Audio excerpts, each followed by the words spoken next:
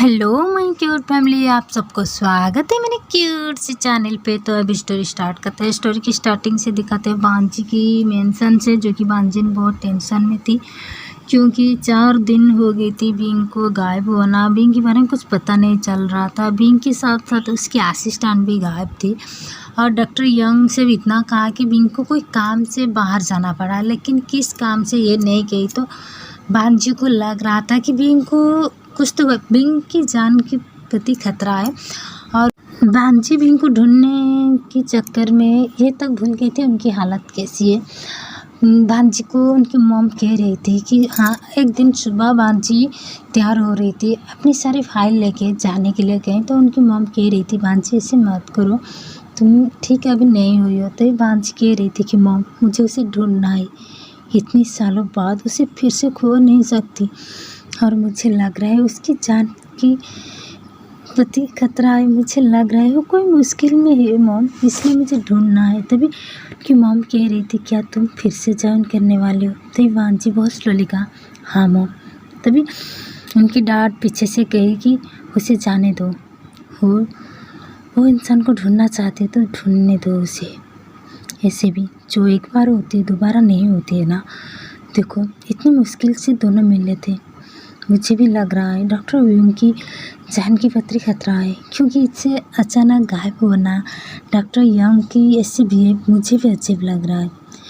और बांजी तुम ढूंढो, जो हेल्प चाहिए मैं कर दूँगी, जो हो मुझे वो शान चाहिए, क्योंकि मेरे बेटे की लाइफ में कोई और नहीं, मुझे वो विशान चाहिए जो मेरे बेटे को इतना चेंज कर दिया है। ये कह के उनकी डांट उनके हक की। और बांजी को दिखाते 1 घंटे के बाद लिटिल प्रिंसेस के साथ। हाँ, बांजी ये दौरान बिंग की फैमिली की बहुत करीब भी चली गई थी। ये 4 दिनों में बांजी बिंग की घर और बिंग को ढूंढने में जो लगी थी, तो बांजी को बिंग की मॉम भी पसंद करने लगा था और उनकी फैमिली भी हेल्प की बात की थी। तो बांजी मना कर दिया था कि नहीं, मुझे किसी की हेल्प नहीं चाहिए, मैं ढूंढ लूँगी, आप सब फिक्र मत करो, जो भी हो मैं बिंग को ढूंढ के ही रहूँगी।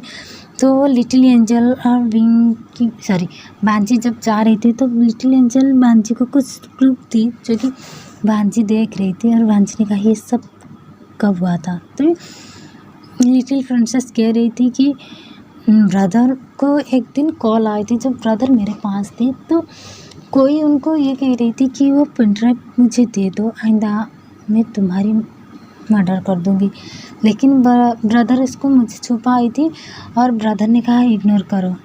और तब से मेरे दिमाग में मुझे लग रहा है वही इंसान होगी जो ब्रदर को कॉल किया था। तो बांजी उनको कुछ नहीं गई और वहाँ से कहानी शिफ्ट हुई थी बांजी के ऑफिस, जो कि बांजी को उनकी जितनी दोस्त थी, जो कि बांजी इस काम से कुछ दिन के लिए छुट्टी ले लिया था तो ज्वाइन किया था, तो बांजी के सारे दोस्त खुश थे, बांजी को हक कर लिया था। तो बांजी की जो असिस्टेंट है बांजी को हक करते हुए सर अपनी इतनी सालों बाद हमको यकीन नहीं हो रहा है, हमको तो लगा था आप हमेशा के लिए टीम छोड़ दी।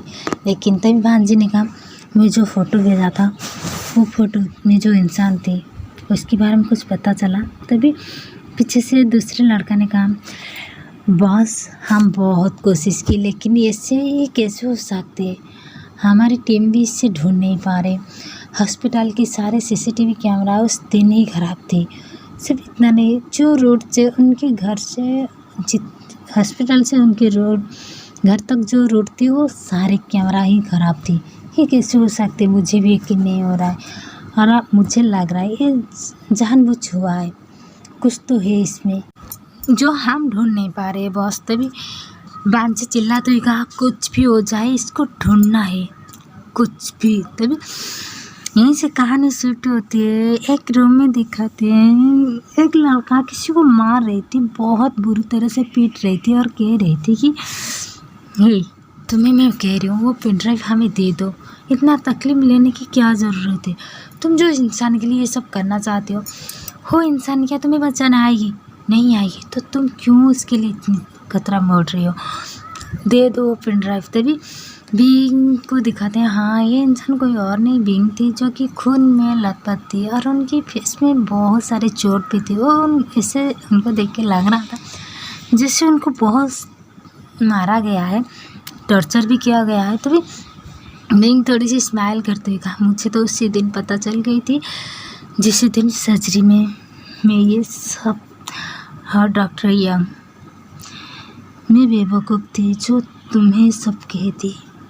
मुझे नहीं पता था कि तुम ये गेम की मास्टर हो। अच्छी गेम खेली हो तुम, और तुम्हें लग रहा है मैं इतनी आसानी से पेन ड्राइव तुम्हें दे दूँ?